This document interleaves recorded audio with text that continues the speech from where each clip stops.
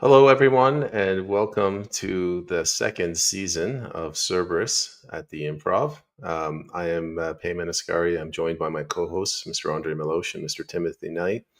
We're starting the season with a very important topic, which is the financial aspects of Canada's ability to weather this storm. The budget was just released, so I'm going to jump right into it.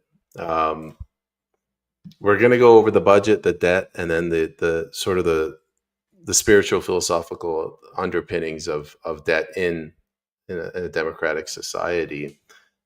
I'm going to quickly go through and give a kind of a primer on what the budget is, and just bring everyone up to speed at the top of the hour. So the budget that was dropped, there's a $507 billion income. This is the money that's coming in. Just to simplify it, assume this is the tax base. This is how much they're taxing. They're bringing in $507 billion in taxes. They're spending, the expenses is how much they're spending on healthcare, services, education, roads, is $585 billion. So they're only bringing in $507 billion. They're projecting to spend, $585 billion, which is about $78 billion in excess of that. And they have a nice term for that. It's called the deficit. So when we're talking about the deficit, you take how much they're spending, 585, and you subtract how much they've brought in, 507. That's the $78 billion deficit. That's how much we're expected to go further into debt this fiscal year. Now, the debt itself is, for this year right now, it's about $2,300 billion. That's $2.3 trillion. What that debt represents, it's the accumulation of all previous reckless spending by our government. So our reckless spending this year is projected to be $78 billion. Last year, maybe it was $60 billion. The year before, $55 billion. All of these governments, these periods where we were spending recklessly, spending more than we were bringing in, adding all that together, we have $2.3 trillion in debt. Now that we're adding $78 billion to that, next year our debt will be $2.378 trillion. Now this debt, it's essentially, we went and we borrowed money. Maybe we borrowed it from the bank in the form of a loan. Maybe we sold bonds. Maybe we did some other complicated economic instrument. We employed it. But we're borrowing money, and these people, they're not lending that money to us out of the goodness of their heart. So we have to give them something back. That something is what's called interest. And the interest on the debt every year, for this year, for example, is $55 billion. So that's how much we have to pay on this debt that's accumulated because of reckless spending. Mr.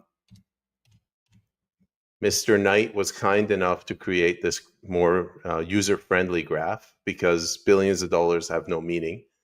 If you want to put it into perspective, what this means for the average family income, which is, $100,000 for a couple. So imagine your income is $100,000. You're spending $115,000. So that means you're spending $15,000 more than you're bringing in. You've been such reckless parents that you've actually racked up $460,000 worth of debt. And now that you're spending an extra $15,000 this year, that means next year your debt's going to be $475,000. This is the rough debt that Canada's had. You might not be able to see it clearly, but ever since this took off in 1974, remember that year. We might go over why that's important. This is a page that most Canadians might be familiar with, the Canadian Taxpayers Federation. It shows our debt increasing second by second. It's about $30,000 per citizen now. It's growing 109 million a day. What is that? 4 million an hour. And finally, this concept of GDP, debt to GDP. Our debt to GDP is in excess of 100%. That's in my mind, that's insane. I'm going to stop there, and I'm going to hand it over to Mr. Milosh. Go ahead, Andre. Well, first of all, I want to make a very short statement. First of all, thanks to all our viewers. I put a background today with the puppy because there was no place to buy puppies in the Laurentian where I stay. I even called and wrote to the Canadian Legion who informed me that they would be available in many stores. So I made many stores. It was not the case. So, but puppies are available on Amazon. So what about buying Canadian? And I will still state that the Remembrance Day is what I could say shadow ban in Quebec, meaning that even if we want to celebrate this, even if politicians they wear puppies, I don't think that they care about people or they care about history or they care about veteran because they ignore them. So that's the statement, and I will remove the screen after because it's not very interesting live. That you said something payment about the GDP and the GDP, the debt, the GDP, the GDP for the debt, 108%. What you showed is one example of how we calculate the debt, but you could check, for example, Japan, and Japan is way past 200%, and yet Japan still works. But the problem is who owns the debt? Is it owned by people? You mentioned bond, or is it owned by a corporation, or is it owned by the bank? Let's not forget one thing: the bank they have a monopoly on credit. They create money out of thin air. So when they create money, let's say the central bank will print money, they will create inflation, and then you have to finance the services. Let's say you mentioned the the chart with the expense and the revenue. So we're spending more. We're spending more than what we are earning in taxes. So of course, one day we will hit the wall. And insolvency, I will hand it there. I will hand it to Tim after. Insolvency is something that is created by the people who lend you money. We can talk maybe later about the rating of the debt by all the notation like Fitch, Standard and Poor, and Moody's. Those are the three that we have in the Western world. So yes, I see your puppy clicking. So I will hand it there, and I will pass the microphone to Tim. So Andre and Payman are going to go into the specifics of the debt itself, the budget itself, and what I've done is I've written 2 or 3. Well, I didn't write it. I used AI to help with the research, and posted 3 related articles on my Substack, which is the handle is you see in my tag below. In 2016, was it? Trudeau said the budget will balance itself. And today's or this week's budget, when we all crunch the numbers and others outside and beyond us also crunch the numbers and look at it honestly and filter out the ridiculous lexicon they're trying to jam down our throats, we realize that I project Canada to be insolvent by 2040. We're already over the cliff. So this show is going to say, this is why, this is what it means to you at a family level. And now we need to find solutions. So that's it for me for this point. I see there's a lot of people here who have actually, we got 45 people watching. Squirrel Nuts, thank you for reposting the stream. Remanded, thank you for reposting the stream and carrying on with the fantastic work you're doing on the BC elections. Sundown 95, thank you. JT, thank you. I, like these numbers don't really mean anything. $80 billion is just it's incomprehensible to me as a person. And then I remind myself that it's not. This is just federal. It's not the provincial. It's not municipal. It's not household. It's not commercial. And they've further complicated things. Like if you go in there and you look at the line items, one of the expenses is the transfer. So they're transferring money from the federal government to the provincial governments. And it's very difficult to follow the paper trail. And when you try to call them out and say this is too much, they'll say, well, it's a transfer. It's not always an expense. They'll come back and they'll say it's not an expense, it's an investment. We're investing in our future. Meanwhile, people can see that everything is getting worse. I looked at social media today and I can sense that more so than in any year in my life, the average person is talking about debt. And this is just in the last 24 hours. They're talking about the debt. They're talking about fractional reserve banking. They're talking about things like insolvency.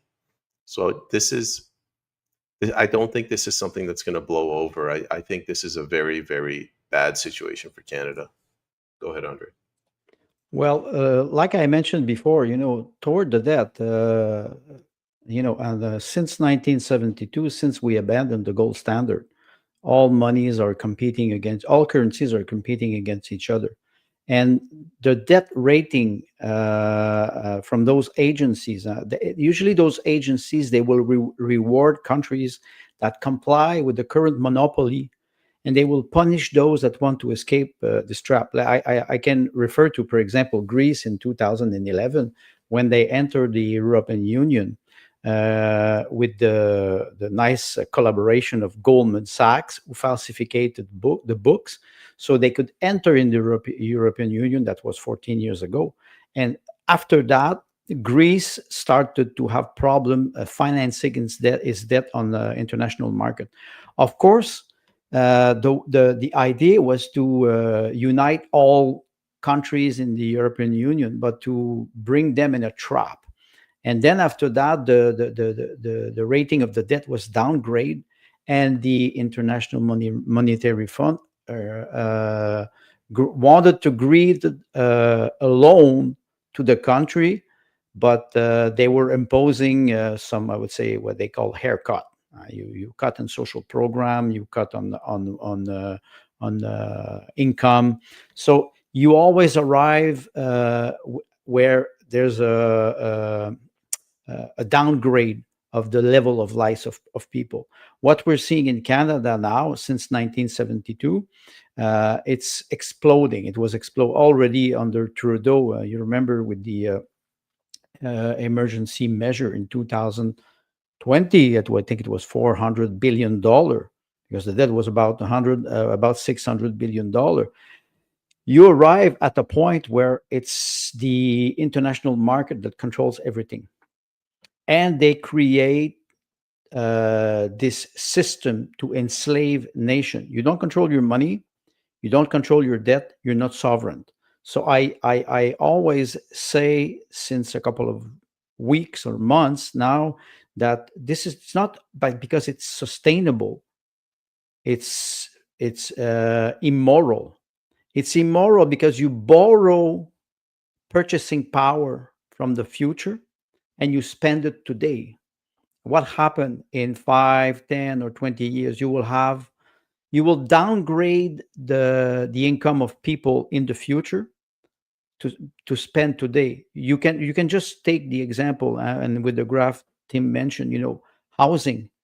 Younger generation, they're starting to be very angry, not about the older generation, but about the idea of this system, because they will not be able to buy a house. They will not be able to have a family, and they will turn toward sterile entertainment. That's what we see with wokeism. There was a picture in the Time magazine with a young man and a young woman on the beach, and it's so nice without children. No children, no future. So we are already slave of this system. People are just not aware of it. And Tim said we will be insolvent. We are already insolvent, but it's like you go to the pawn shop You go see Shylock and you say, okay, can I borrow more? Okay, of course.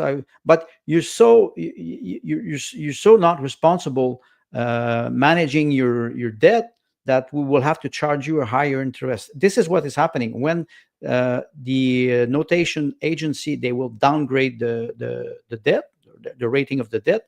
It will be more difficult to finance. You mentioned $55 billion per year of interest, but this is increasing. It's compound interest, first of all. So I think it's very important that people understand there's no way out. There's no way out. The only way out is enslaving people toward this debt. And that's one thing that I've discovered. It's like your inheritance. You leave it to your children, and your children will leave it to their children. The burden or the inheritance of the people is the debt. This is a correlation that I discovered honestly by reading one book of Dr. Oliver A. Dorn, Social Credit Economic, and he's talking about the monopoly of credit.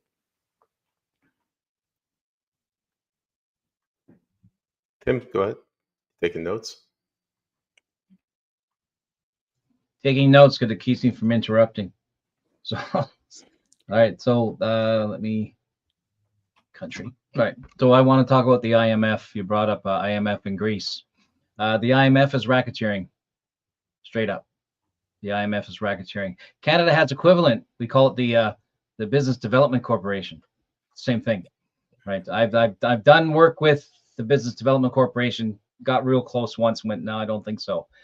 To a point where you have these financial bodies, these financial instruments, right? IMF, BDC, and other similar organizations, not necessarily banking in particular, but they use the same instruments. IMF will go down into Africa because we saw what it did to Africa in the 80s.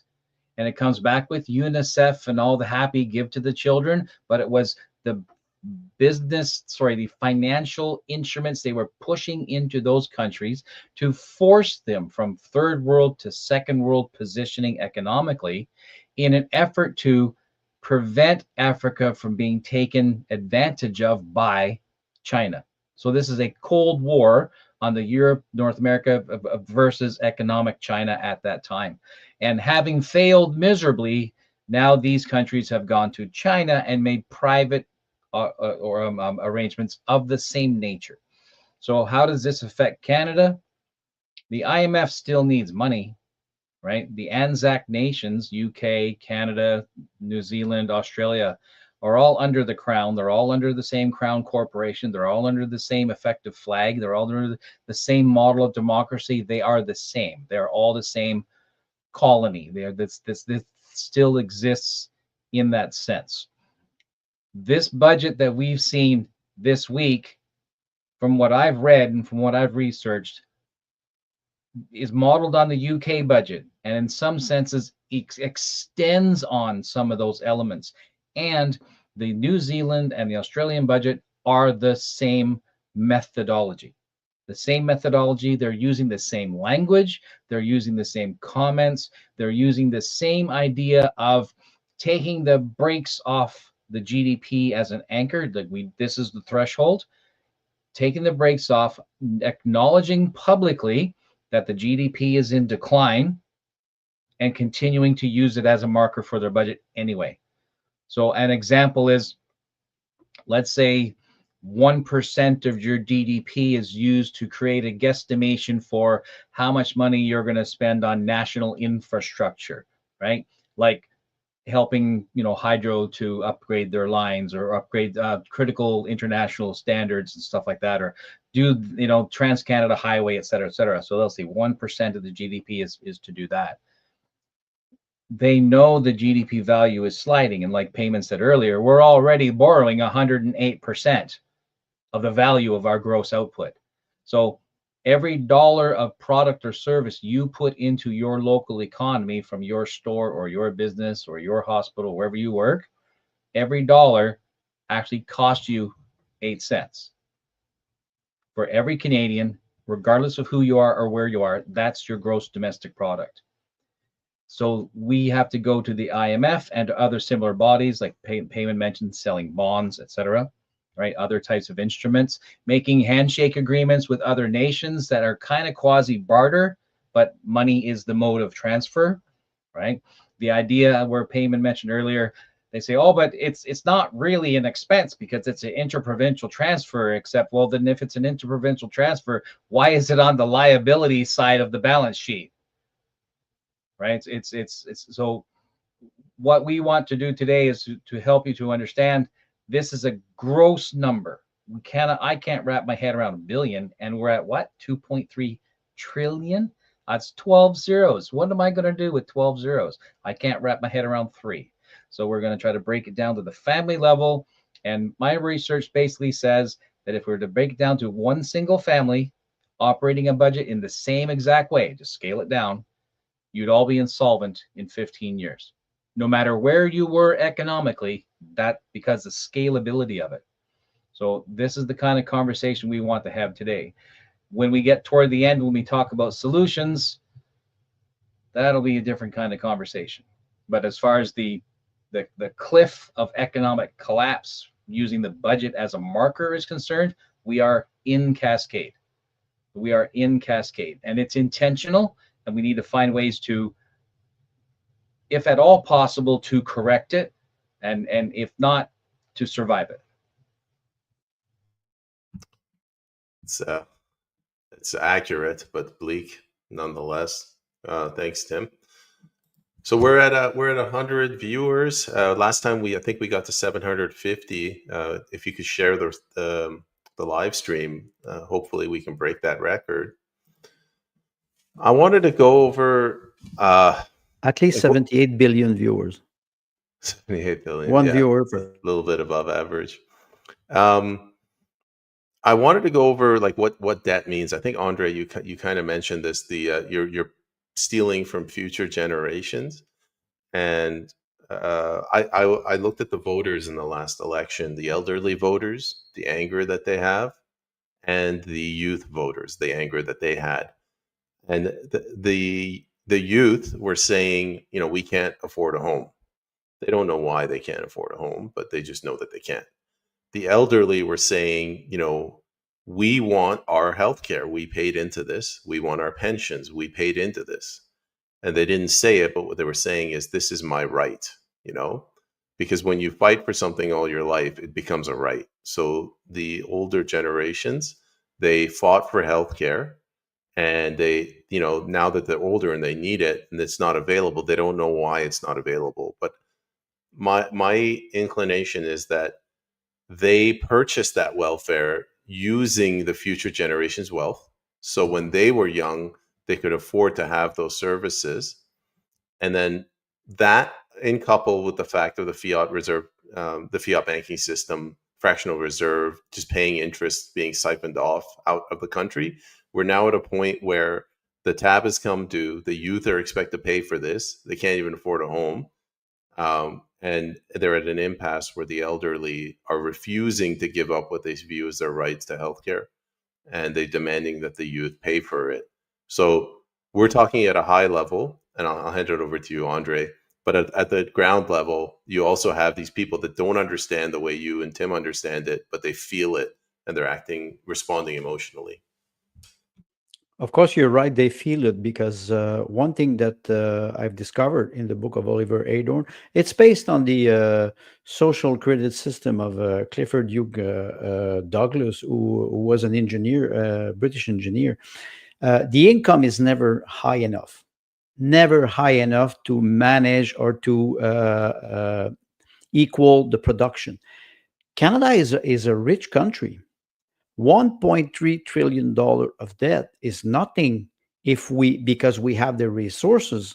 If we would produce, we could produce enough to supply goods and services to people, but they need purchasing power. So when you see the financial system emitting or destroying money, and they create inflation or they create deflation, and it's always at their benefit. It's never for the benefit of the people. When we see this type of behavior, we ask ourselves, are we in a free market? Monopoly is not a free market. I gave another example. Hydro-Quebec has a monopoly in Quebec. The idea in 1963 was to nationalize private company, to have tariff that would be equal everywhere on the territory of Quebec, which is quite okay because you say electricity is a commodity, it's a utility. You need it in a Nordic country, so you need energy. You're freezing when it is minus 25, so you have to heat your house, you have to light your house. That's part of essential services. But since 2000, they switched the definition of electricity to a commodity. And then they started to pressure the Quebecers, for example, to start to save energy, but they were exporting this energy in New England, in New York, in Ontario, in New Brunswick, in Nova Scotia, under the cost price. So they were shifting the money instead of trying to offer the electricity at the lowest rate possible. They were shifting the money and making the economy or the electricity commodity a finance commodity. That's what I mean by a monopoly of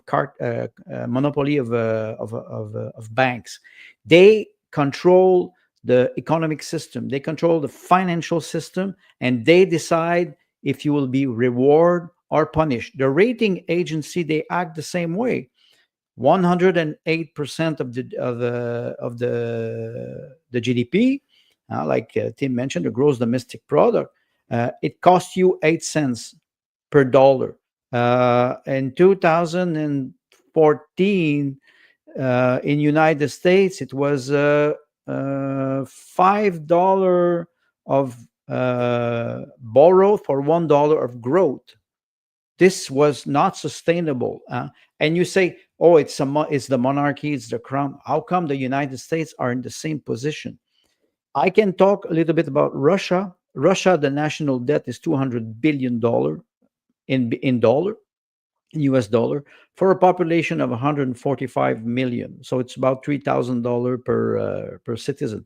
But they still have a central bank that is not controlled by the government, because the idea is always the same thing. The government cannot control the central bank. The central bank has to be independent because their mandate is to control inflation. No, their mandate is to control their monopoly. And we have to break this cartel. Same thing in the United States with the Federal Reserve. Everywhere where you have an independent central bank, it's a pyramid, it's a Ponzi scheme. They control the economy and they decide if you will have growth. We can talk about growth later, or you will have a recession.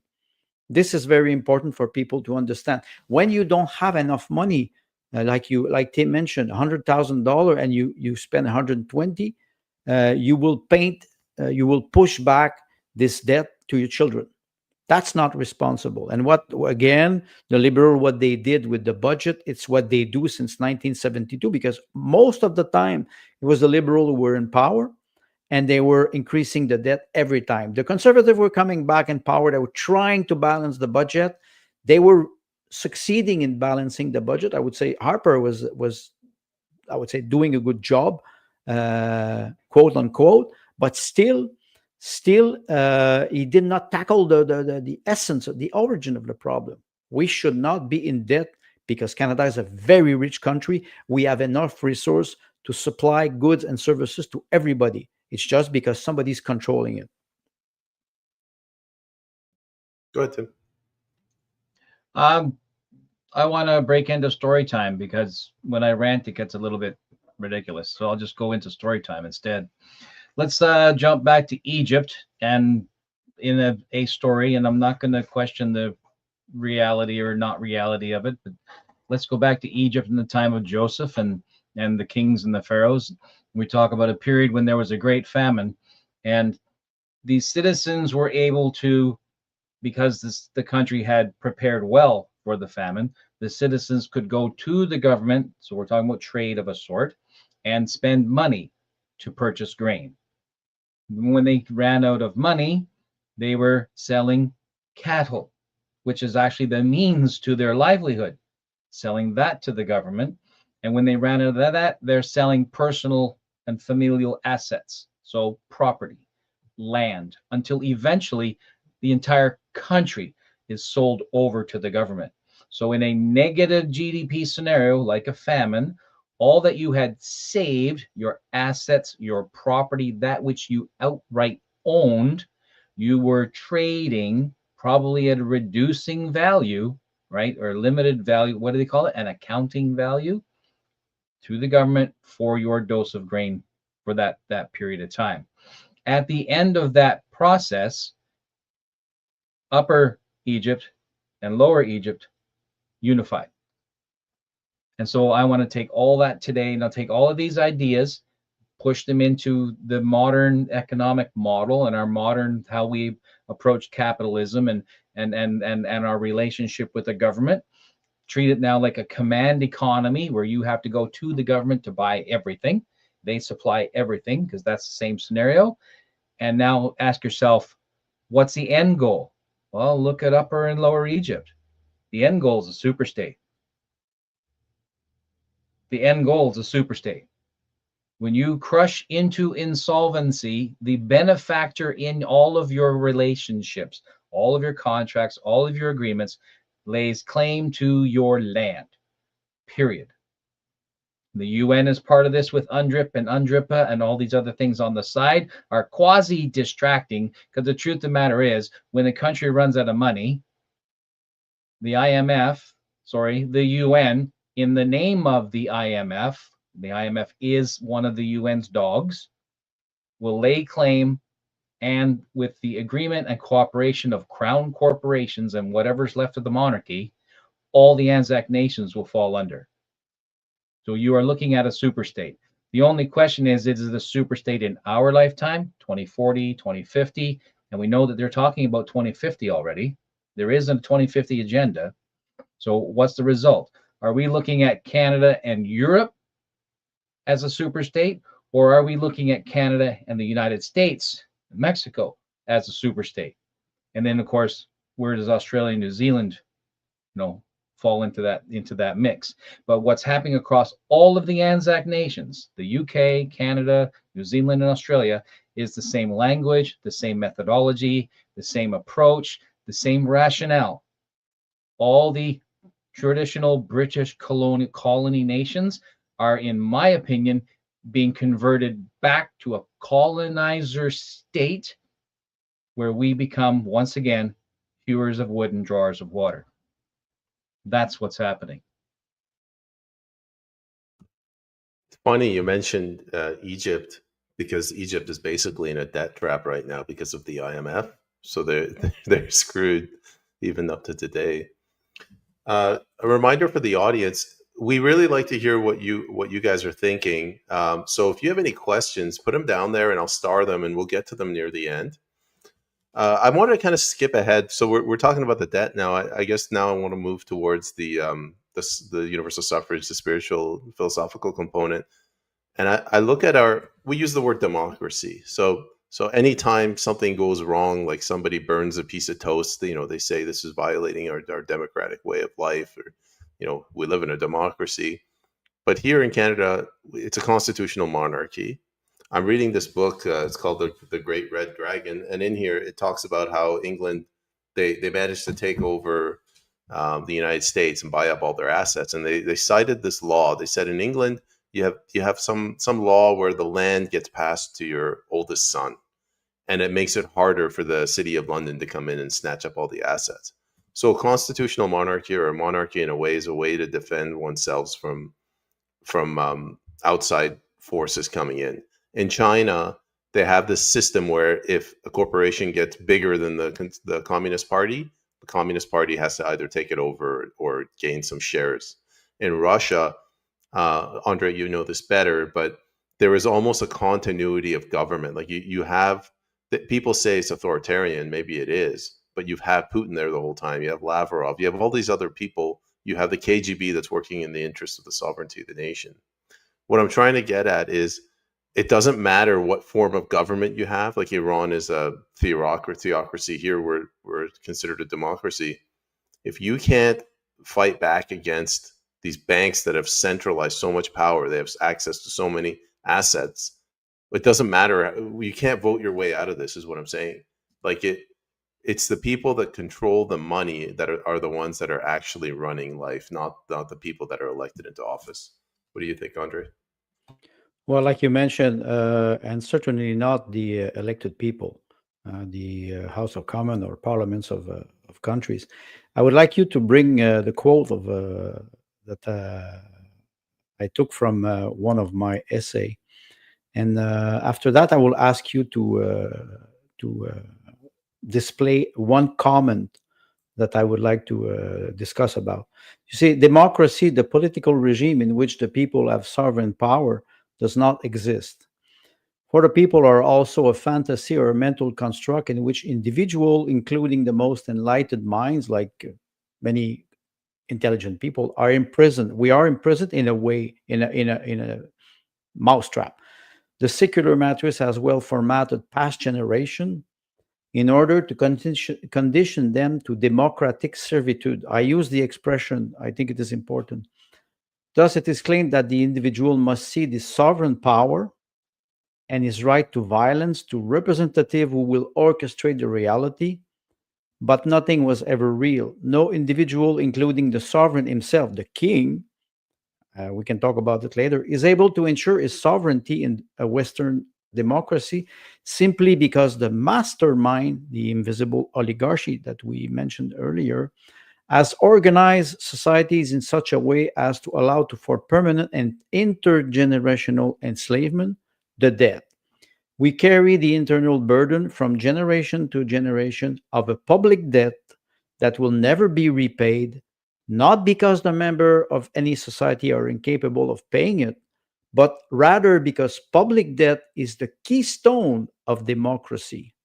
This is why the master of the world, with the help of their armed wings, the nation state, always seek to bring democracy to people they consider primitive. End quote. Let's think about 1945 and what happened since then in the world. And after the fall of the Berlin Wall and the end of the Soviet Union, it was supposed to be peace on earth. People would be able to live and flourish.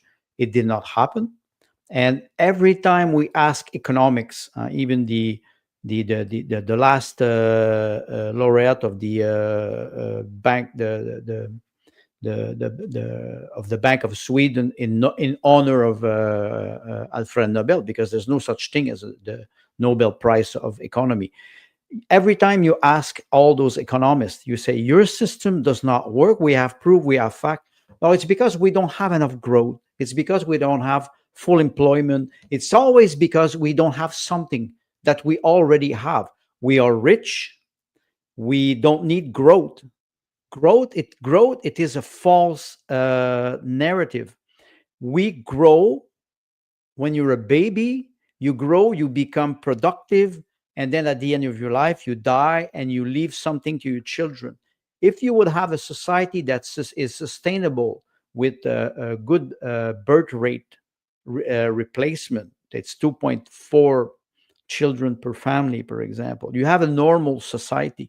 You don't need growth. You need replacement. I give you just an example, and I will end on that.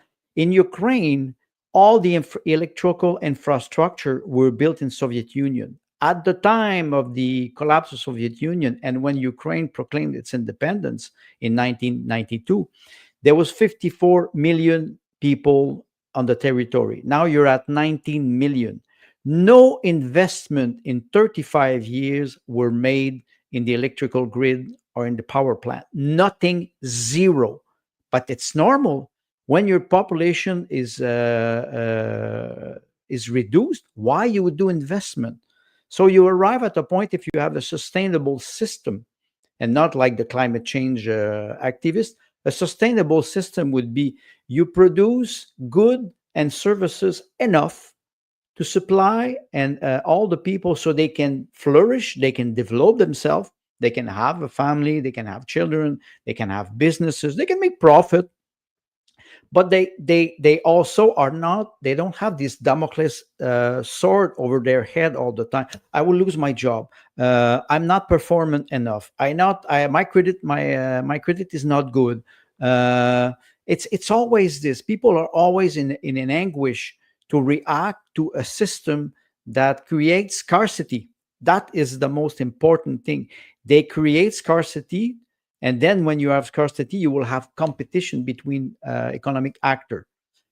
If you bring the comment, I think it was a very important two comment. There was one comment from People United 3605. He said, we thought the 1920s was bad. They created that crisis in 1920. It did not arrive randomly. That's important. So they are creating it now for a purpose. The other comment is very important too. He said, why are we paying taxes on printed money? He's right. He's right. This money is created by the bank, and after that you use it, and you have to pay tax on this virtual money, because the money is supposed to help you exchange goods. So he's right. We are in a debt trap all the time, and we have to get out of it. And I think no politicians want to talk about this, because they are part of it. They are rewarded because they contribute to the monopoly of credit. I will hand it there. A good point, Tim. Do you want me to keep up any of these comments, or you want to move on? I do. I want to just add on, taking some notes here. Debt is the cheese, right? So we wonder why we're motivated. Well, it's not because I want the new Ford, right? It's not because I want to do an addition to my home. It's not because I want the vacation. Debt is the cheese, because we're all trying to avoid debt, and we're trying to manipulate and manage and juggle debt. Debt is the cheese. So when we ask ourselves why we're dropping in GDP, that's intentional to create more debt. We are always chasing. I'm convinced the end result of this experiment, since 2015 at least, is superstates. I'm convinced. When I see that this happening all across the Anzac nations, it's the UK is over on one side of the Atlantic. Here we are in the middle of two oceans, and there we are at Australia and New Zealand on the opposite side of the planet. We're all experiencing the same thing. We're all the same culture. We're all the same root. We're all the same trade goods. We're all the same technology, relatively the same resources and capacities, shared history, shared genetics, the entire model. That's us. That's us. And we're all going into the tank at the same rate at the same time. This is intentional. This is intentional. So answering the question, why are we paying taxes on printed money? Well, not the question, the response. Tax revolt. That's the response. That's the response. The turn off the tap, right? I mean, I've been playing with a proposal on how to manage mass immigration by controlling the amount of money that you and I spend for post-secondary education for temporary foreign students and other similar models like that. You can't call me racist if I'm being fiscally responsible, because that's really what it's about. Right? All the other stuff, all the cultural conflict, that's just distraction. What they're doing underneath, they're not selling us out. They're not selling us out. All we've got left is our service economy. They prevented us from pulling the blood of the earth and using oil. They prevented us from pulling out the bones of our own earth, which is our mines and our right. They prevented us from farming it and from fishing in it. They prevent us from this what the second largest landmass on the planet, and we can't even manage it. We can't harvest it. We can't produce it. We can't manufacture it, and they won't let us sell it unless it's to the States or to frickin' Europe. This is intentional. We are being converted back to hewers of wood and drawers of water, which is the pre-BNA Act condition, where Britain in particular, but Europe also, wanted North America.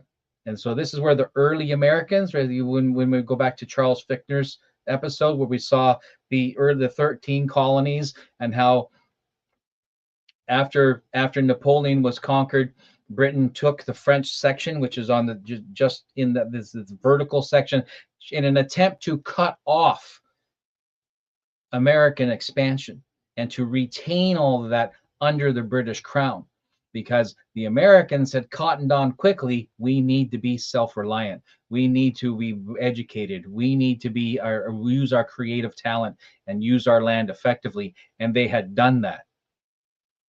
Britain saying, we're taking all of this land. We must defeat Napoleon because we want that land, because we want North America. And they have it. They made us into hewers of wood and drawers of water, and we have been loyal to the crown, to the sovereign, because we believed in what they told us. I grew up believing in that flag right there. I still believe in what it stands for, but its original esprit de corps, its heart, has been stolen from us. And they continue to wave it around, elbows up, and all this other nonsense in an effort to get us to swallow their load and believe that this is an austerity budget and that we're doing all the right things. And it's not. And in my opinion, we are long past the point of properly standing up, MLAs, MPs, mayors, you name it, and saying, I've had enough. You go to your union heads and say, I've had enough. I've had enough. We got people out in Richmond who are at a very real risk of losing their actual home over stupid undripped garbage. And people groups are being used as the wedge against each other, and it's not them. We are all being forced into this conflict where, worse comes to worse, and the man next door comes to my family to take my food to feed his family. One of us is being carried away in a box, and the government is doing that to us on purpose. And this budget makes it very, very clear, especially when you see that it's doing it to our brothers and sisters across other nations. And Canada is already over the edge. We're already in free fall. By the time the debt payment is half of our total debt load, we will have nothing, and we will be grateful, not happy, grateful to have someone else carry the load for us.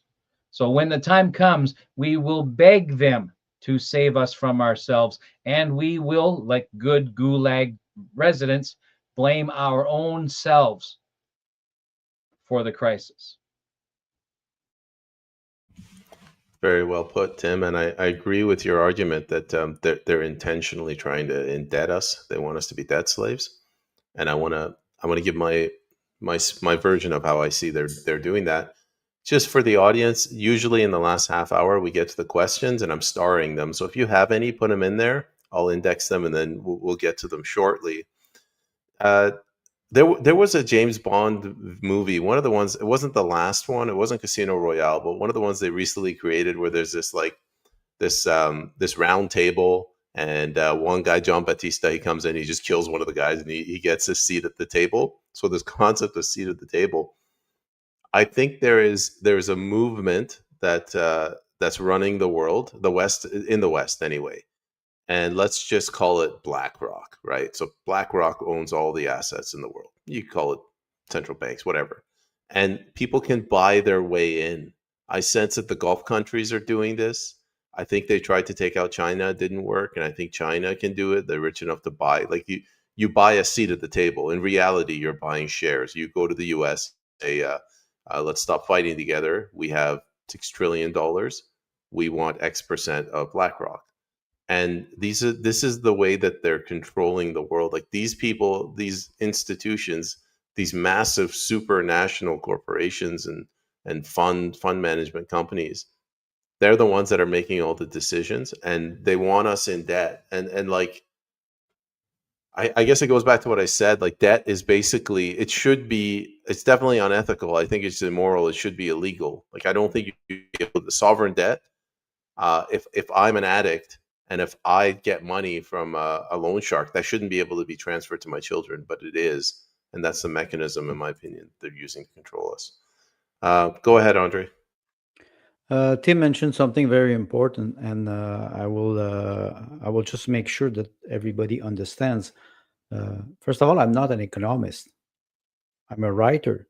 And I can say that in the 1999, 2000, I was a business trader at Hydro-Quebec, but I was starting to suspect an era of deflation. Deflation means the price of good will drop next week, so why I should buy it now? And there was a comment about the 1920s. It was better in the 1920s. I was suspecting this, but I could not name it. Now I know it. Maybe the word was not good. It was not deflation. It was negative growth. The economists, they like to invent something. Negative growth. It is deflation, but they like it. In 2011, 3 years after the financial crisis of 2008, the subprime crisis, they were talking about the negative growth because of the double dip.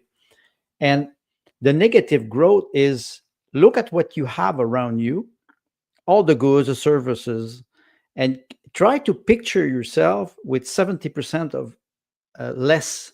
The lamp, what you have in the back, the flag, Tim, that you have, the temperature that in your flat or in your house, 70% less of what you have.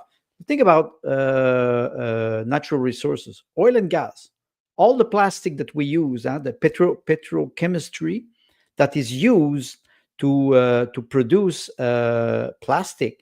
How could hospital could work without, or surgery could work, because we're surrounded by oil derivative product. Imagine 70% less of what you have. I say 70, it can be 80, it can be 60, but you say, wait a second, I will not have the same quality of life. Many immigrants in Quebec now, the second and third generation, our generation is 20 years.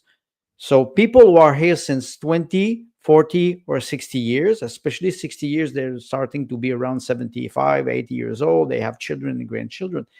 They came in Canada. They came to Canada because they were expecting their children to have a better life. That was always the answer that I was receiving from immigrants. They were saying, we came to Canada because we expect that our children will have a better life. They came from ex-Soviet Union republic. They came from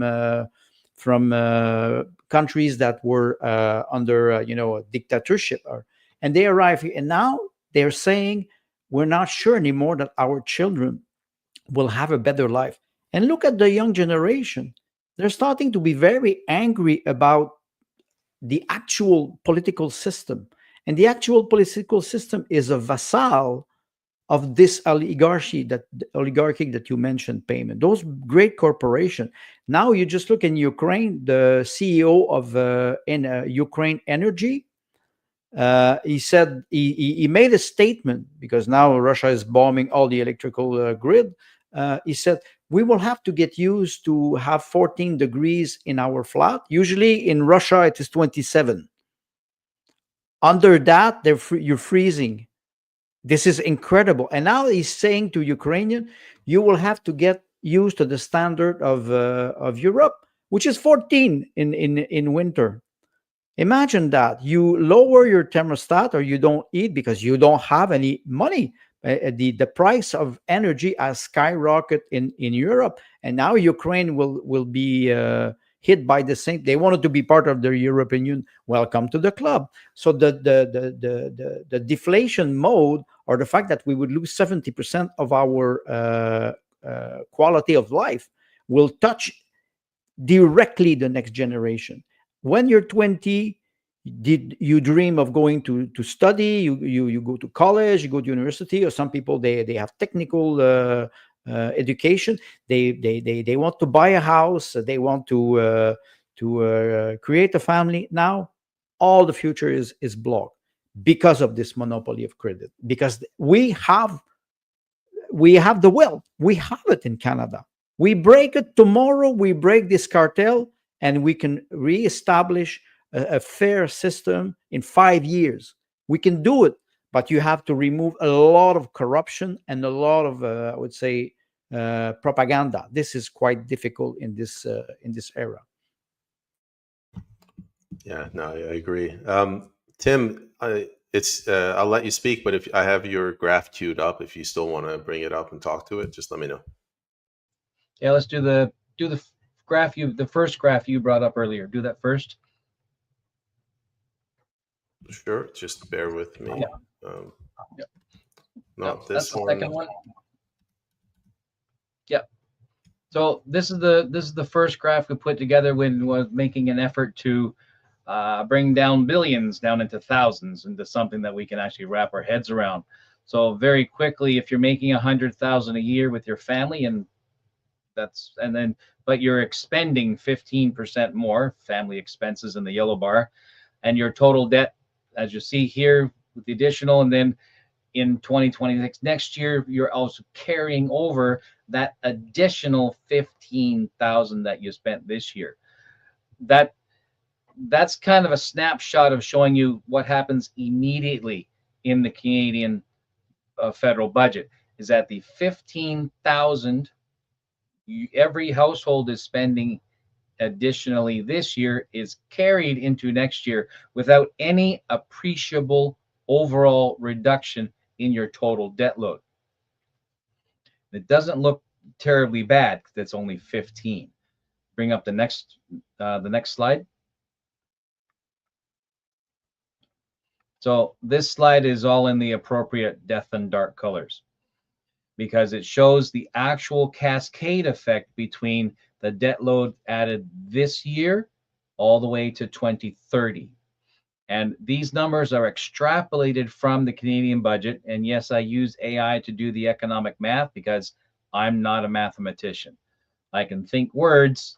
I'm not really especially good with numbers all the time. But these numbers will translate well, although they are extrapolations. What this shows is, in spite of decreasing new debt, which is what he said he's going to do, decreasing new debt each year, they are still adding debt.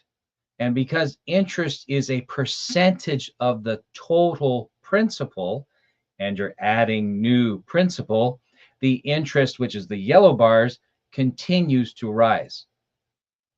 The interest goes from a point where it's lower than the newly added debt to a point where it's higher than the newly added debt. And that's in a 5-year period. By my calculations and AI checking it over for me, not that AI is 100%, but it's better than me, Canada will be insolvent. And by that, I mean 50% of its total debt will be interest. So you're insolvent because it's impossible. If I get 50% interest on my car, I surrender the car. You surrender the car, right? So to whomever we owe our debt, be it bonds or IMF or other trade relations, or switching brides during tribal agreements. So however we do it, when we get to 50%, which is 15 years from today, Canada will absolutely, not just like the Egyptians, their money, their chattel, then their assets, then their land. At that point, Canada will be completely surrendered to whoever it owes. And it won't be on paper, it will be physical. And so that, to me, this is how this in a shorter version, this is what they did to Greece. In a shorter version, this is what they did to Greece. And it didn't happen to Greece until after they said, hey, can we be part of the European Union too? And Europeans said, no, you've been a bad boy economically. We can't take you on. But if you go under the mentorship of the IMF, they'll give you a good transition model that will help you to do this. And they went, well, okay, fine. If we got to, then we got to. So they go, and the IMF completely dry humped them into near oblivion. Well, no, the country went bankrupt. It did. Greece went bankrupt. Go figure. Right? One of the greatest, mightiest, longest lasting democracies, civilizations, 2,500 years old, went bankrupt after the IMF touched it. And then by that time, they were so desperate, by going to the EU, they said, we will do whatever we need to do to retain our nation. And that's when the EU said, Now we got you by the. Now we got you. Now we got you. That's going to happen. Is in process of happening to Canada and Canadians. If you lived your own home budget in this fashion, in 15 years, they would take your house and they will take your car and they will, and et cetera, et cetera, et cetera. And you won't have a choice. There will be no legal largesse. There will be no recourse. Nothing. There will be nothing. So I see a solution, which is tax revolt. That's one. You have to turn off the tap. You have to turn off the tap. And two is a big private entrepreneurship in resource development, because it can be done. It's just that it has to be done with private money. And the third is, if we're moving inevitably toward a super state and it cannot be stopped, the solution to that is tribalism, regionalism, because a super state cannot survive for long. And when all of these sub states, all the little Canadas, as a result of this super state, all independently collapsing, and they're all geographically a little bit different, and all ethnically a little bit different, and all their resources are a little. Look at Canada, right? You've got the Montreal corridor, you got the Toronto-Windsor corridor, then you have to go all the way to the Edmonton-Calgary corridor, and then out here in BC, the Fraser Valley to Victoria corridor. Those are the major populations, but all the resources is everywhere else, right? All the forestry, all the fishery, all the agriculture, all the mining, all the oil, all the precious and semi-precious stones. That's all out there, and so anybody who can get out there and work on that, develop that, that's where you're going to find your saving grace.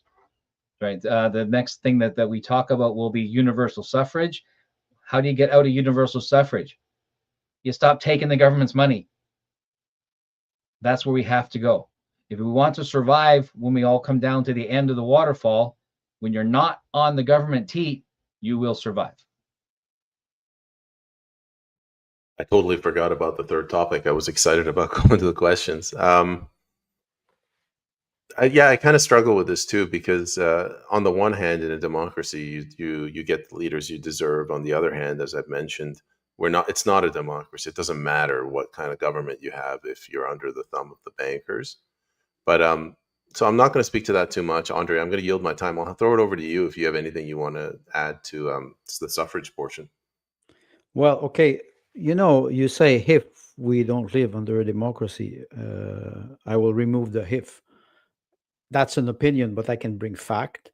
Why I refer to the economists when we're asking them why it is not working, and they're always arriving with a reason, but it's never rational. We do not choose our leader. We do not choose our representative. They are selected there. And when we look at how they behave, they benefit from this system. So they will never propose another way of another type of system or economic system, because that would endanger their privileges. They have privileges. They don't have rights. This system can punish them very easily. Tim mentioned something very important. Why did they attack Greece in 2011? That was a symbol. You attack a system that is very old, not necessarily the modern Greece, but the idea of democracy that was in ancient Greece was through for cities, city-states with owners. Slave did not have the right to vote. I'm sorry, women did not have the right to vote. It was owner who had the right to vote. People who were responsible financially who had the right to vote. And that was the core structure of the ancient democracy. They attacked Greece. It's not a random attack. They attacked Greece because it was a symbol. If you bring down the symbol of what should be a real democracy, you will be able to attack all the weaker countries. After that, it was what? Lebanon, Lebanon was a very good example. And then after that, they attacked other countries. They attack Ukraine, but they always attack weak countries. I thought I was wrong. I thought Canada was a strong country, politically speaking. It is not, because Tim mentioned it. We are under this structure, crown structure. We are colonies. We thought that by recovering the Constitution in 1982 and having the Bill of Rights, we thought that we were sovereign. We were not, and now we're discovering that the master is not the crown. The master, it is this financial structure that decides for us what is good and what is not. Tim mentioned something about houses and car. You buy a car, you go buy a car, you have a loan for, and you can pay back on 5 years or 7 years. But if you sell your used car, and you go to a dealers, and the dealer says, "Okay, I will buy back your car, and we will refinance your loan."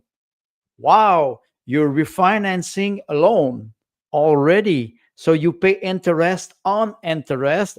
That's what we call compound interest, and up to it is so strange, because up to a certain point in United States, the used car market and the debt of student were so big that Biden had to impose a pardon, presidential pardon to the debt, because they were threatening the financial system up to a certain point. One day, the monopoly is so big that all the assets are concentrated in a few hands, and all the rest of the people, like Tim mentioned, are slave. We own nothing, and we're not happy. They think that we're happy, but we're not.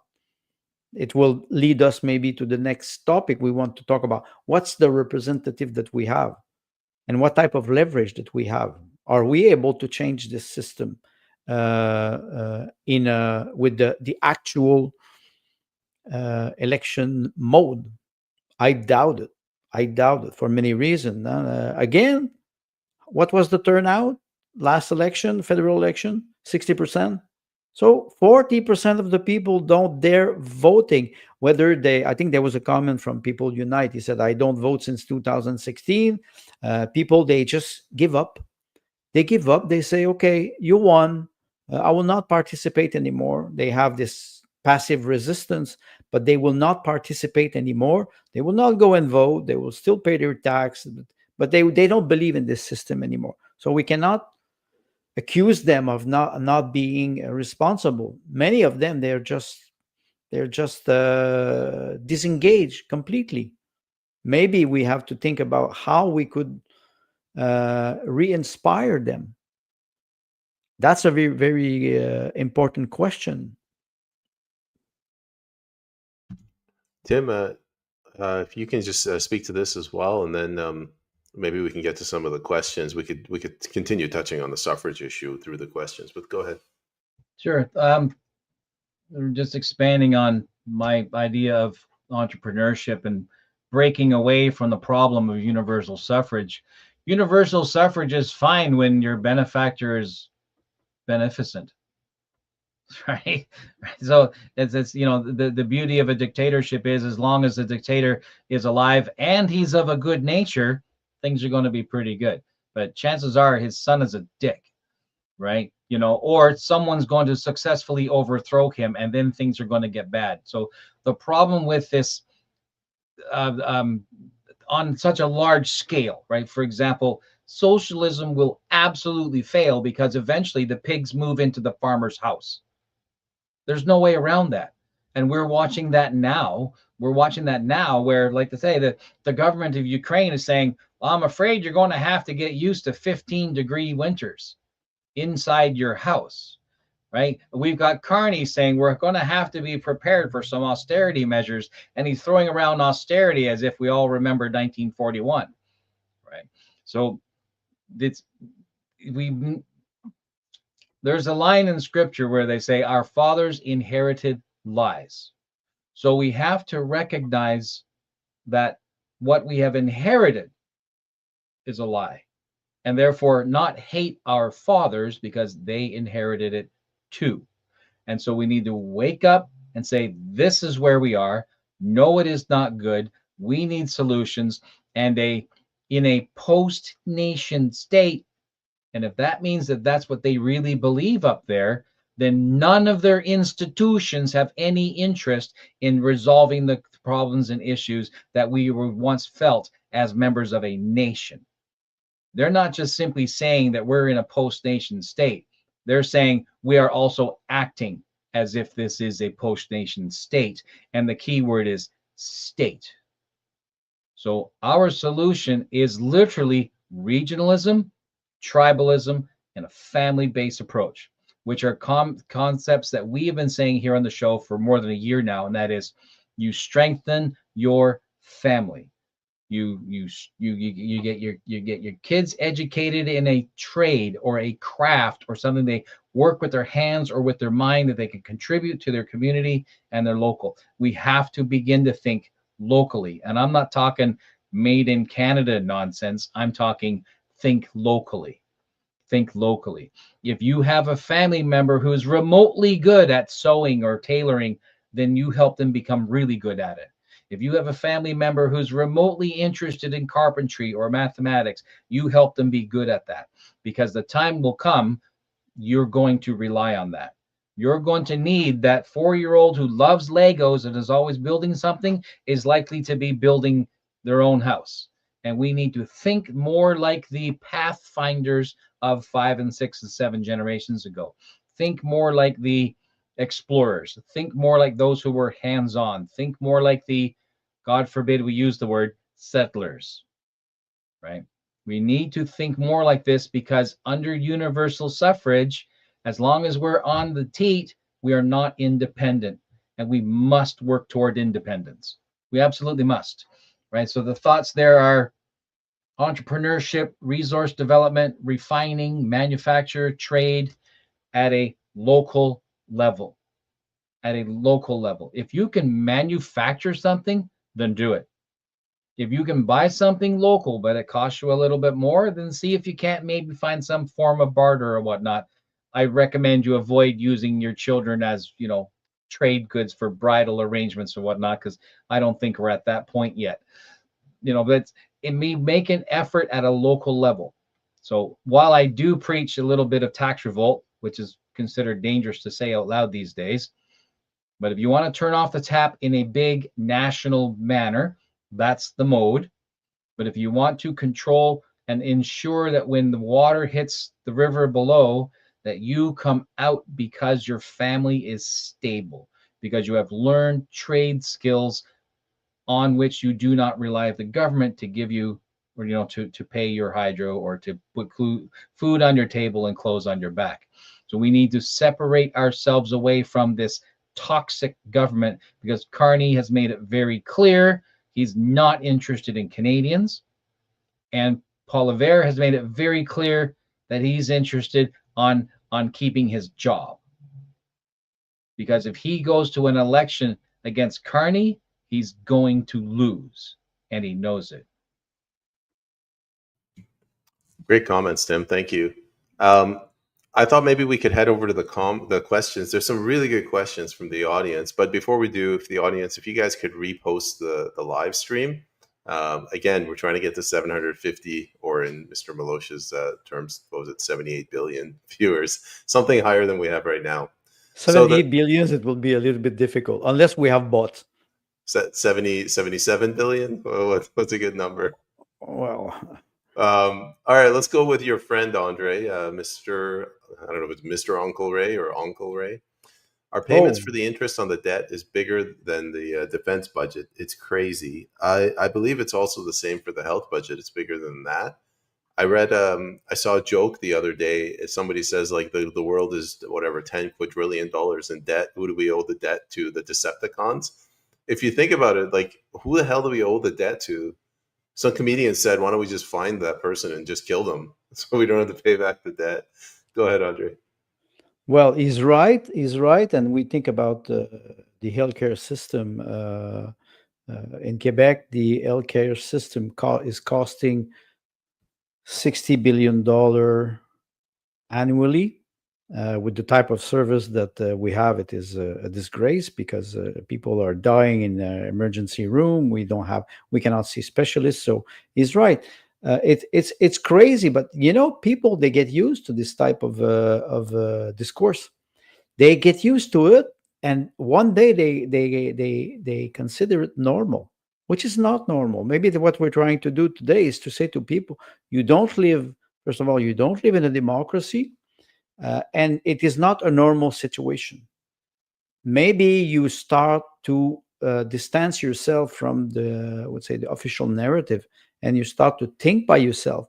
Look at the way you behave, the way you act locally. Tim mentioned something. We always refer to localism, subsidiarity, meaning that the power has to come from the base. This is quite important. If you have a budget, do a budget. That's important. I've asked a lot of people in my life, do you do a budget? Most of them, they don't do a budget. You take an Excel file, it's quite easy. Passive, active, and passive and income. And then you do a small budget with all your income. And after that, you can play with it. You can say, oh, this year, this week, this month, I don't have enough money for groceries, so I'll borrow from one sector, but I can play with it. It's not difficult. Younger generation, they should be taught how to do a budget, a small budget. So how much do you make?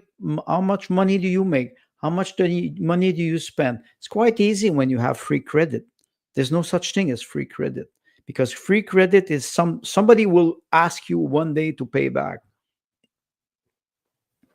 I think the other comment is very interesting too.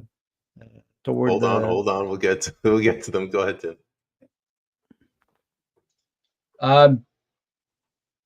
The interest paid on the debt is greater than, remember what I said, the interest paid on our debt is greater than our national federal healthcare budget. The interest paid on our federal debt is greater than our healthcare budget. I'm going to let that sink in for a while. So 1 minute of silence. That's it. Is that it, or is that? That's it. That's it. Okay, That's it. okay. I want to get to questions too. No, good point. The next one is from JT. Canada's provinces need to separate from the Westminster system and perhaps reunite as a republic, a new constitution that restrains the federal government better than they have attempted to in the USA. I agree with you in principle, and I would prefer going in that direction. But what I'm saying, and I'll see if my co-hosts agree with me, it's not the form of government that's the problem. It's the debt. It's the banks. It's the people that control all the money and the power, that no matter whatever politicians we vote in, these people are still in power. What do you think, Andre? Well, we were there was a space yesterday on Canada Talk Tonight, and I was there talking about the project of constitution that we analyzed, I think 4 weeks ago. And the question was, can Quebec separate, or can Alberta separate? And I was invalidating the actual proposition of the Quebec government, because they were trying to avoid a catastrophe in the polls. In Alberta, the process is different. I think he's right for the separation, but separation, like you mentioned, Payment, to separate ourselves from the belief that we live in a fair system, then we can structure what we want instead of always reacting toward what we don't like. What we want. Tim mentioned, how to structure your life locally. Ask yourself what you want. Not necessarily barter, but can you do something? And can you do it without going to see a bank? Because the problem when you will go and see a bank to have a loan to start a business, there are conditions, and they will trap you in it, because you will need to show profit, you will need to show growth, you will need a business. I do agree with having a good business plan, but try to avoid those systems. And I think when GT is mentioning this, that's at least they are aware that we have to distance ourselves from the system, but also from the financial system. I think it's important. Go ahead, Tim. I'm going to make a prediction that so far in the future, no one will care when I'm wrong. So 15 years from now, Canada goes completely insolvent. But in that time, we've got a half a generation or so that have actually paid some attention. 15% of the population, 20 if we're super lucky, of people who said, you know what, localism, subsidiarity, we need to pay attention to this, and to bring things down back to a provincial level, regional, or even local, like here in the Fraser Valley, or regional being the Okanagan or like the Ontario River Valley region, et cetera, more regional in scope, so that what forests are there, what's under the ground, the rivers that are there, that we have to become reattached to our local geography and our local peoples and our local needs and what. So I think that as Canada completely collapses and whoever our new benefactor, our savior will be, tries to re-lasso the entire part of the entire geography of Canada, realizes they can't, because like the fringes of Italy after Rome collapsed, everything fell back into named tribes, familial tribes, local regions. As Andre continues to say, kings were kings over people, not geography. Right? So we move into that. The idea of separating from the Westminster system becomes obsolete, because they will all be independent states. You'll have city states, but there'll be regions like the Fraser Valley or Vancouver, the Delta, or Victoria, or the Ottawa Valley, or the Montreal, right, et cetera, right, the Edmonton region. I predict that these will break into independently organized states of a sort. And I think that the bulk of Canada will fall into this, particularly along the larger metropolitan regions, which are Montreal, Toronto, down to the Windsor corridor, Edmonton, Calgary, and then Fraser Valley over to Vancouver Island. Those are where the major populations are.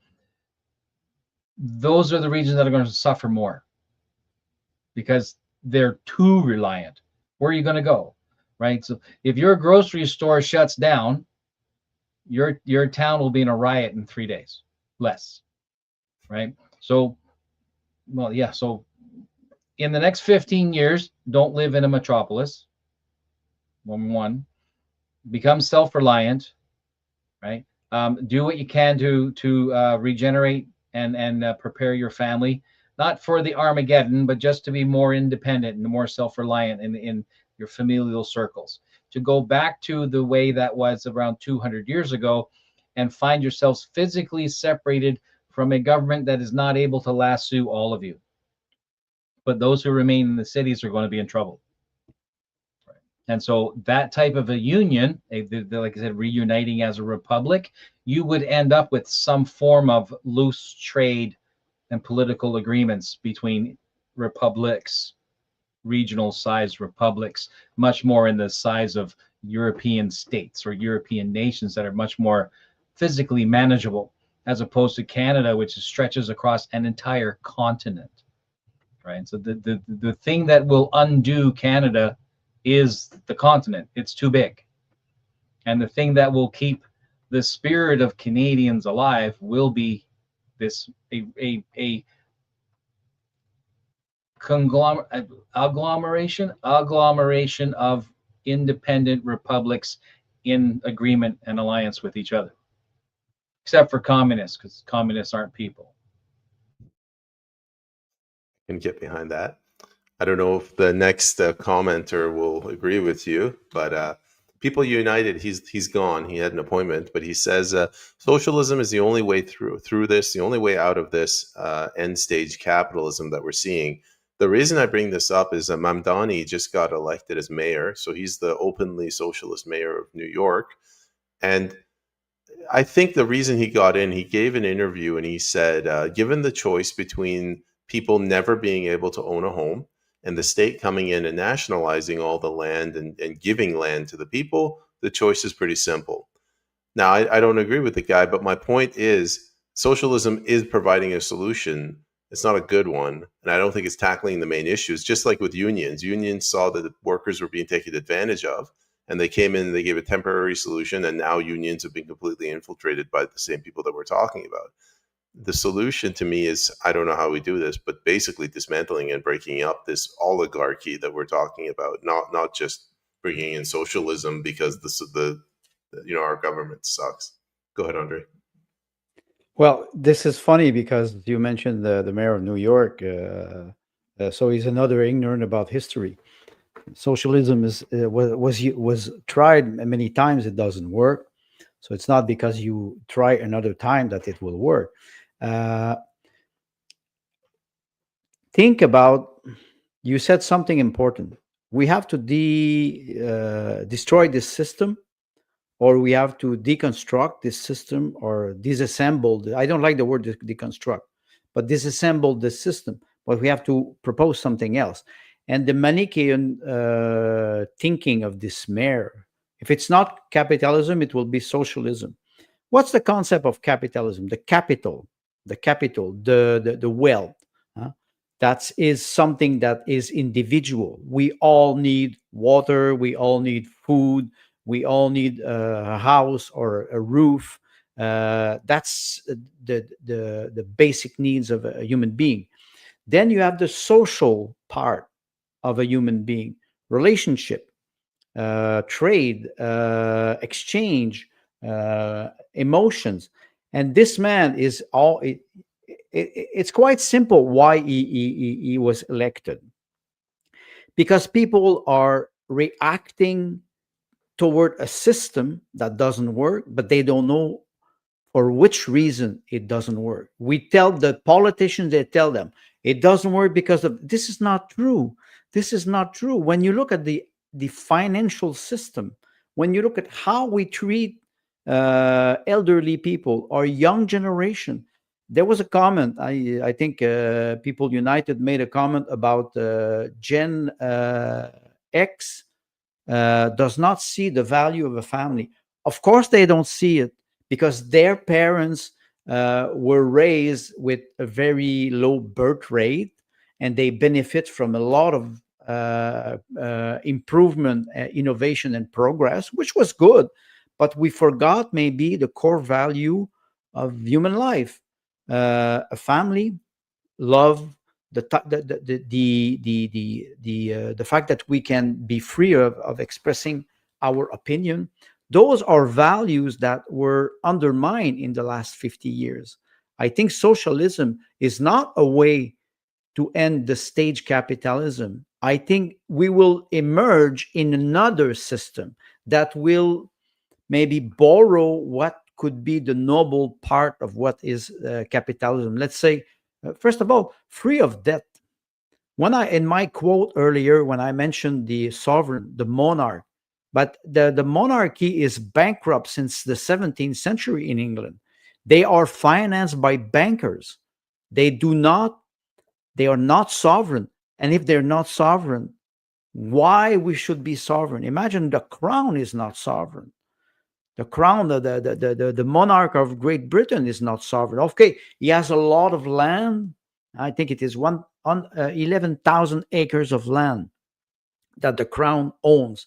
But you have to be able to maintain it. You need people to maintain it. You need people to retain a territory. Timson said something very important. The king does not rule over a territory. He rules over people. He has a responsibility and a duty toward his subject. And this is what the modern monarchy forgot.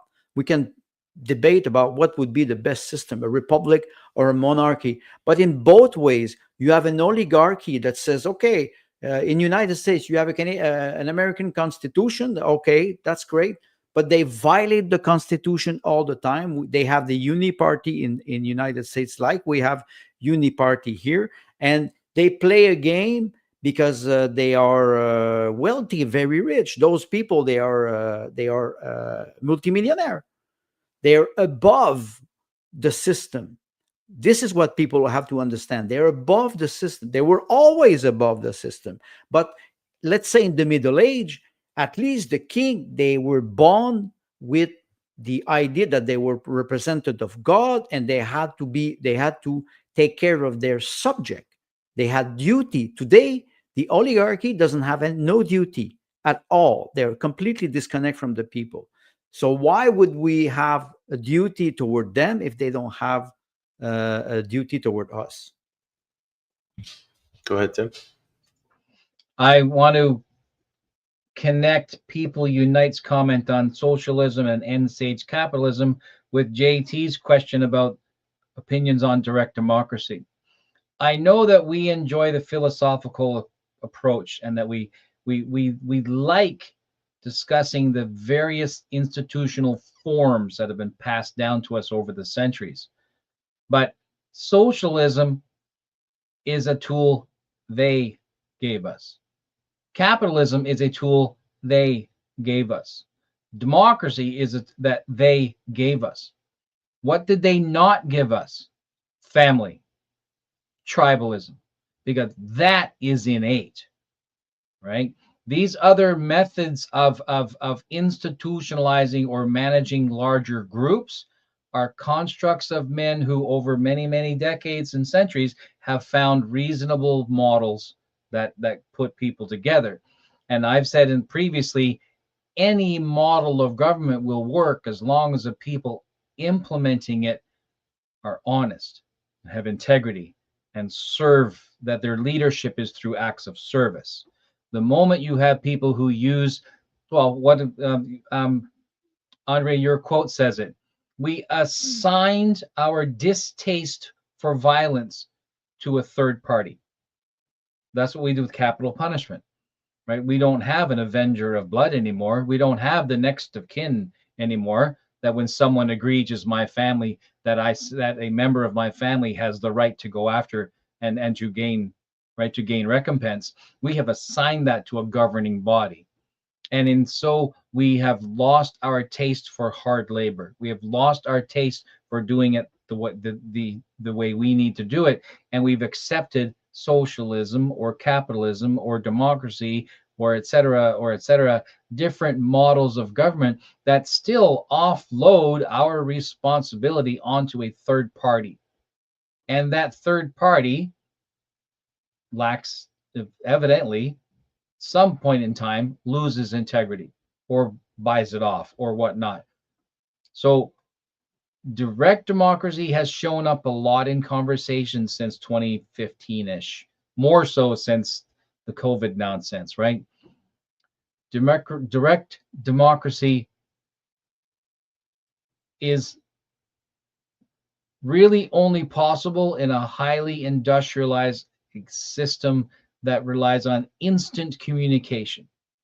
So if you're going to do a referendum, you have to say on such and such a date, be at your computer to push these buttons and read this on the referendum. And while we have that today, that technology, we don't have a governing body or a technocratic body that will do this with any form of integrity. So we have to reduce it and reduce it and reduce it and reduce it, which is why I continue to go back to tribalism and family. And the negative aspect of tribalism is ghettoization, but that's inevitable. That's inevitable. So if it's inevitable, then how do we manage to have ghettos alongside ghettos that aren't always fighting with it? Was it the McCoys? I see. It was going to be funny, and then I lost it because I screwed it up. Right. But we need to find ways to do that. So on a local level, right? So you have families that find ways to work together, neighborhoods that find ways to work together, and we intentionally keep it nucleus, intentionally keep it small. The reason why things get bigger is because someone says, I can manage this collective. I can collectivize. I can take, and we expand and we expand and we expand. And before you know it, you've got an empire. And we all know that the empires do not work. Empires do not work. Democracy only works insofar as you have people of integrity who are managing the system. And that's the same for any form of government. The same, and we have seen in our lifetime that our government is actively, aggressively, and intentionally willfully using our own model of our own institutions against us. And the sole purpose is to destroy it. That's it. So we can't choose direct democracy because that's not going to be an option. We can't choose socialism because Marxism demands that socialism itself be revolted against. Marxism is endless revolution. Capitalism, as we've been taught, is actually free trade. Capitalism, as it's been acted out, is a form of abuse, because those with the gold make all the rules, right? So you have these left hand, right hand operations in our institutions that are preventing integrity from trickling down to the people. Meanwhile, the people continue to fund it through their taxes and their labor. Right? The solution is tribalism. That's probably going to be what I preach from here on out. Andre, the question that Tim was referring to was from JT. What are your gentlemen's opinions on direct democracy? I'll let you speak to that as well, but I'm also going to bring up a comment by Uncle Ray. Canada needs to do a 1776 moment. Direct democracy, I just call it absolute democracy. I don't think it's, I mean, if you have stupid people, it doesn't matter. They're still going to do stupid things. The 1776 moment, Uncle Ray, I think we're witnessing it right now. I mentioned how in the last 24 hours, so many people have been talking about the debt. People like the three of us, we've sacrificed the last 5-6 years of our life in understanding what's going on. Mr. Malosh is the older of us three, and he's been not to age you, but he's been intimately following philosophy. We brought a guest on, Mr. Charles Fichtner, and Mr. Charles Fichtner educated him in why it is that Canadians are the way that they are. So I think we're witnessing our 1776 moment. I don't know if it's slightly too late. Go ahead, Andre. Well, we were referring to, that's a very good comment, payment about the education provided by Charles Fichtner, because we're never too old to learn something. Canada do need a 1776 moment, but like you said, we need educated and cultured people.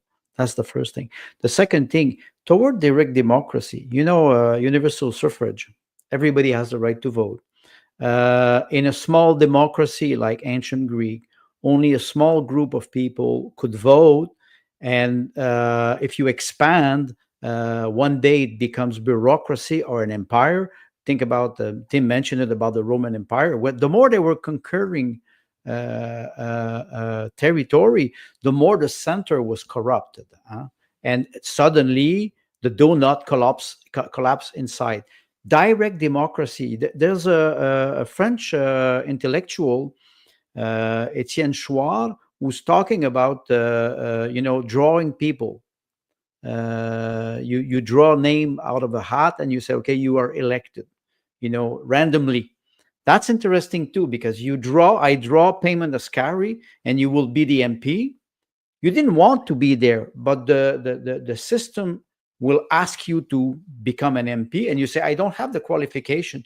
The suits will help you achieve the position. We see some people who were not meant to be in politics, and suddenly they're a good politician. Why? Because they take the position seriously. Their duty, their responsibility. Tim mentioned something very important. The institution and all those concepts, political or philosophical concepts, are very good. Separation of power, the three type of power, the two elected chamber, the parliament and the senator. Those are very, very old concepts. And they work well if you have people who understand what they're doing. You can imagine I draw your name from a hat, and you're not meant to do this, but we pay you a good salary and you learn. So it means that it is possible to educate people. But people, they also have to understand that they have a duty to make an effort to be educated. When you stop making an effort, when you start to grow slowly your education, you decay. Mainstream media have put people in a passive mode. We feed them. We feed them with news. We feed them with concepts, with behavior, and we tell them to react in a way. Get out of your chair, move, do something that is creative, especially locally. If you meet people, why? I think there was a comment from the one listener who was saying the confinement were made to separate us, to break the family, break the community, and it worked. We have to reverse the tide, and I think it is possible. But we will need to inspire young generation. They will inherit this world. Lockdown was all about no community, no family.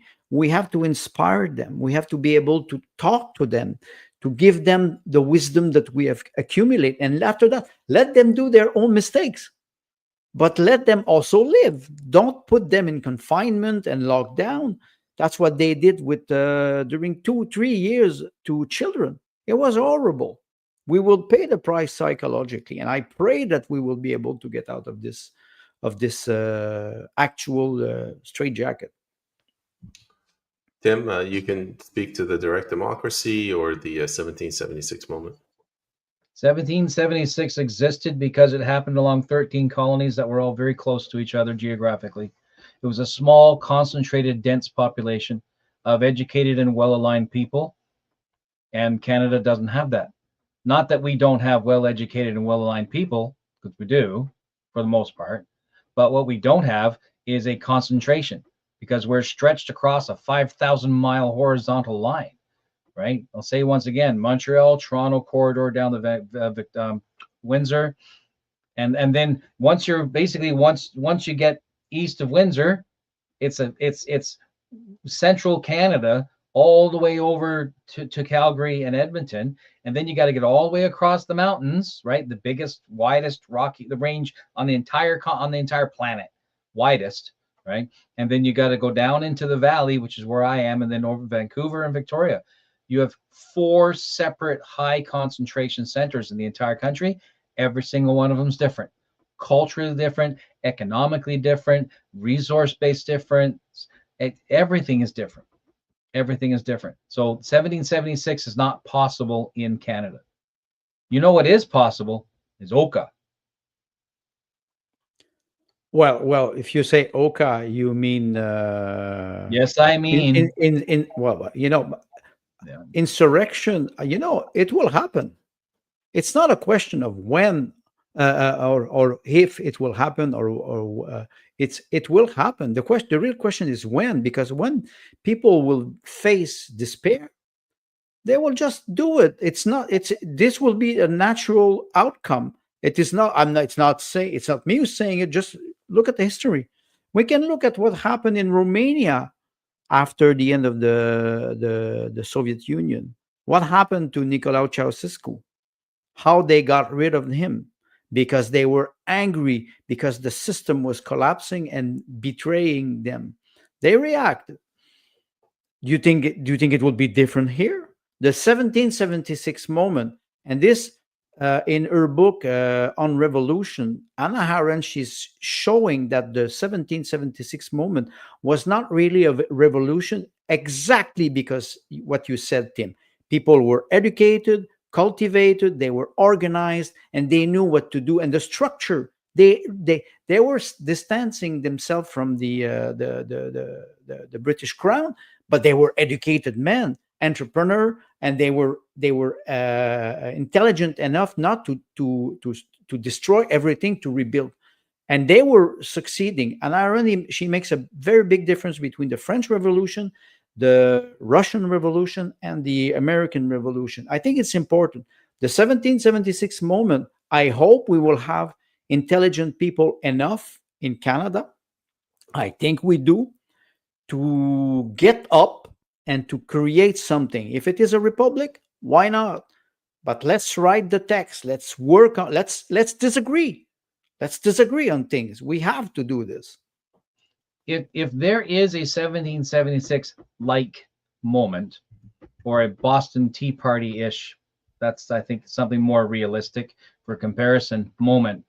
then you will find something similar to what's eventually going to happen in Richmond, that section of land regarding the Cowichan tribal land claims.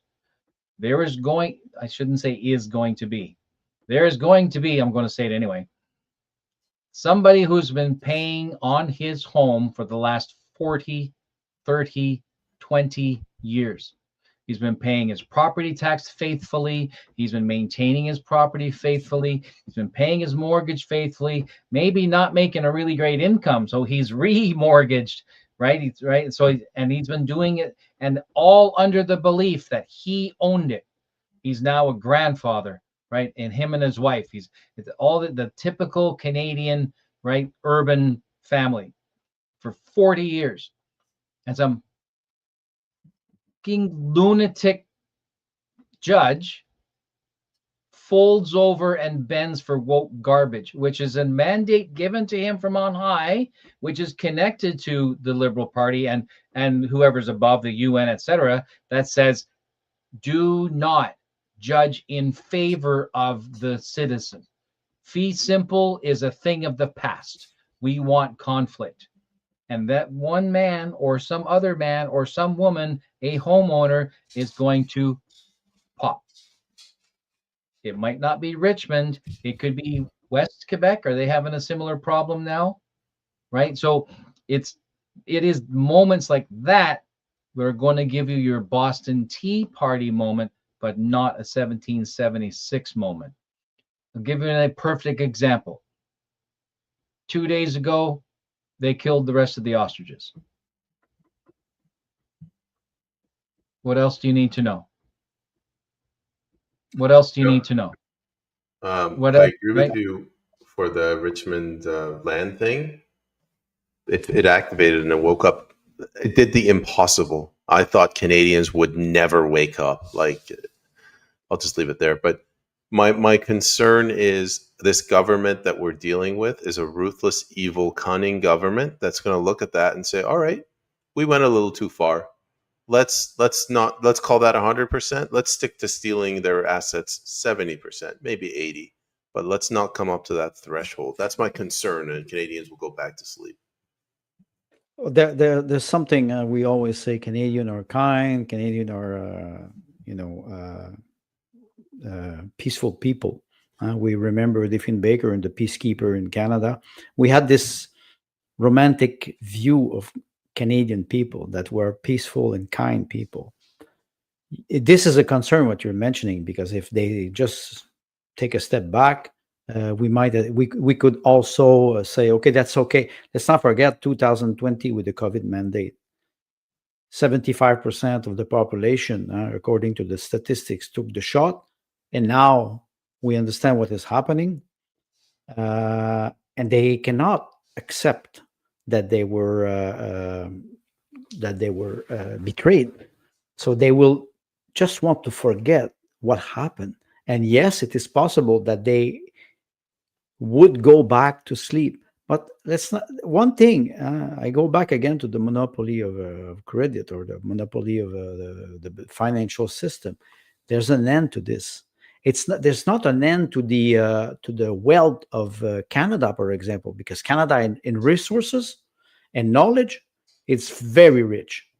But the end will be the end of this monopoly. And when people will decide to change this, they will take the power in their own hands. They will not wait. Forget about AI, forget about drone and everything. This, yes, it could be a bloodshed. I remember I met, what was his name? He was from American Free Press in August, and he said, if you think that the revolution will be bloodless, think again. It will be bloody, but in a sense that you cannot have a tyrann in front of you and not oppose directly. This is what will happen. I'm not predicting it. It's the law of nature. When people will be deprived of everything, they will just rise. It will take time, and the rise will come from the younger generation, even if they are indoctrinated by universities and college, because now they're reacting to wokeism, the idea. The younger generation who will uh, embrace what we would call socialism will be hit directly with the consequences of this system, and they will not wait 10 years to react. The younger generation, they don't have patience. That comes with time, with maturity. When you're 20 years old, you act and you think after. When you're 65 or 55 or 60, you think, and sometimes it takes time to act because it's a little bit more long. But I think those young generation will not wait. We let's us older people inspire them, tell them it's not a question of not acting. Think what you want in life, and I think it's we have a long journey in front of us, each and every one of us. So let's prepare ourselves. Do you want to, Tim, make some final statements? And we've I gone do. a little over, and then we'll wrap I it up. do. Yep. We've often talked about those victims of lawfare and criminal charges and stuff for the last 5 years or so. And we say that these are the men and women who've thrown themselves on the barbed wire, and that in order that their mates can go right use their body as a living bridge. Horrible, ugly thing, but right, so that they can take the territory beyond and win the victory. And by and large, we've abandoned these people. They become a flash in the pan for 3 or 4 months, and then they just kind of fall off the wayside. With today's budget coming out, it becomes, and I've been politically involved for 6 years now, and it becomes more and more clear to me that Gen X is the generation to throw itself on the barbed wire. We have the education, we have the knowledge, we have the experience, and and we have the, well, I have no more fucks to give. Right? So that could be us. We could throw ourselves on the barbed wire. And by that, I'm not necessarily meaning going out and doing the protest thing and getting chained up and getting all right, but by putting ourselves out as the distraction so that their children, like you said, they're going to make quick decisions. They're not going to wait around and think about it. They're going to go, yeah, but I can't buy my coffee right now. And that motivation means that they will act quickly, and they can come over us. Right? And I know I'm being very metaphorical, and it's not always very useful to do that because we want to be solution oriented. But if the work that I do in other circles that I don't talk about on this show, if the work that I do in other circles encourages my children to say, you know what, I can do something about that, then the millennials will actually save us. The Gen Z and whatever, they will actually save us, because we push down the big obstacles because we know how. Right? So I'm encouraged. Right? So we have to go into these, and social media is obviously a major vehicle for us to do that. But there are other things that we can do politically in our unions, in our schools, in our municipalities, in our et cetera, where we see somebody acting out and being an ass. We say, listen, and we do it publicly. We shame them publicly. The reason why people are getting away with being a dick in the shopping line at the grocery store is because no one says, hey, ass, shut the fuck up. Right? So we need to start being that people that say, this is the line. This is the line. You're in the grocery store and you cross a line. We don't accept this. Right? We call out egregious behavior because abusers are getting away with it. Now I'm coughing. And in so doing, our children are encouraged because they know that we're actually protecting. We're actually fighting, and we're actually standing on the line. And I believe that day is here. And I'm very encouraged when you mention that our children are quick to act, and they are energetic, and they are motivated. And I have a lot of faith in our children, much more so than I did 10 years ago. But that's because I had my head stuck in my ass like most conservatives. So happy Remembrance Day. Thank you, Tim. Happy Remembrance Day. It may look like we don't have poppies, but Andre had a background wallpaper. I had a poppy on this. The phone has died. I wanted to thank everyone in the audience. If you guys could, there you go, Andre. If you could, even though we're at the end of the episode, if you could repost the stream, if you could share it, we really want to get this message out because this was a very important episode. We're trying to inform and educate Canada on the serious issue, which is our debt. So we would very much appreciate that. Thank you very much to my two co-hosts, and we'll see everyone next week.